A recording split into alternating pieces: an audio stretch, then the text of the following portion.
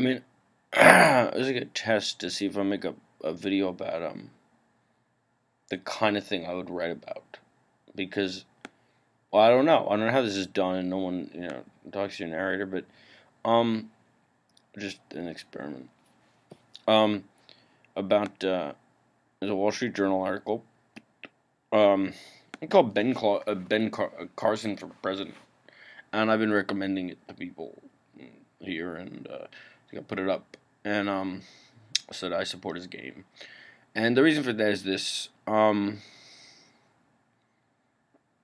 it's kind of easy to write about. See, I don't know. It seems like my Facebook people read my writing, but these are seen another way.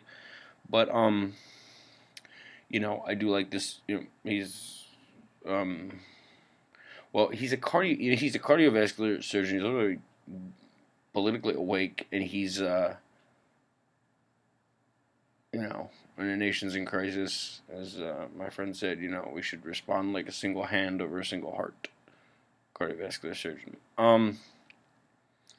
He made a speech. Part of what he's been doing or perceived to be a service. It's time to look at this stuff. That's like really footage. It's not just like sound bites and stuff. Really interesting. Actually, Obama and Biden hosted a speech for him. He speaks all the time.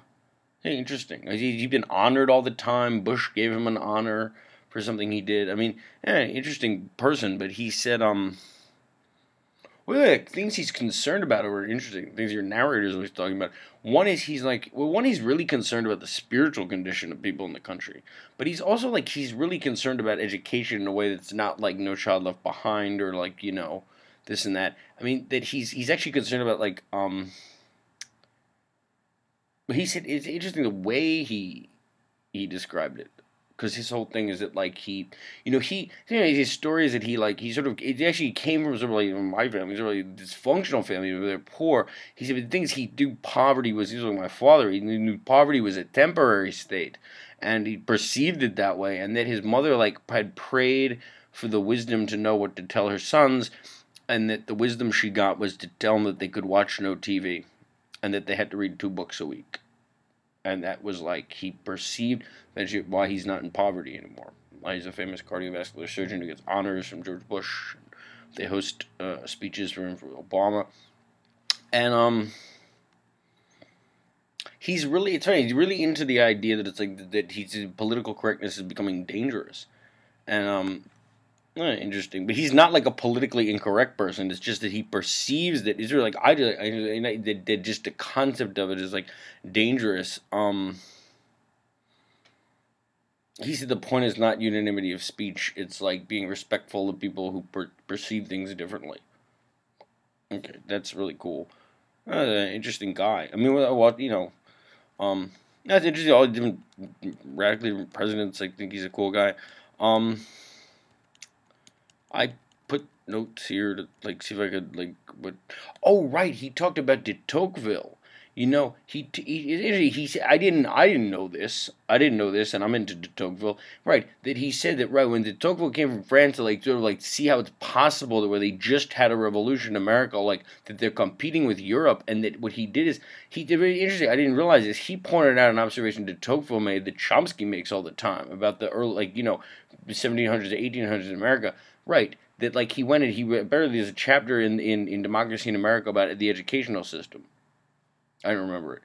I mean, it's a giant book. I mean, there's several volumes of it, I think. But he pointed out what Chomsky pointed out, that what de Tocqueville realizes why they were competing with Europe is you go to a mountain person in America, or go to the rural people living in New England, and first of all they were well read, not in the institutions. This is if you're down here at City College, you're into the thing about the sort of bad part of when right. This is before we go wage slavery. I mean, these people, mountain people and people who were rural people were well read, read the classics. He said could read read a newspaper and could talk to you about the issues of the day. And he's the point is the part of the revolution was that the government it was a government designed for a well educated population who could read and knew about and could discuss what was going on in a serious way.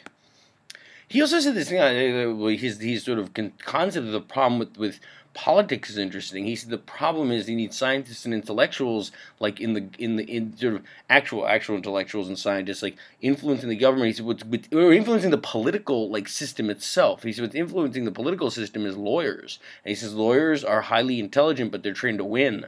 So like they're like the Republicans and Democrats, they all have like lawyers. He said they're right. They're intelligent, but they're trained to win. He said we need like scientists and intellectuals informing the ideas of the parties, so they'll talk about something. I don't know, bright guy.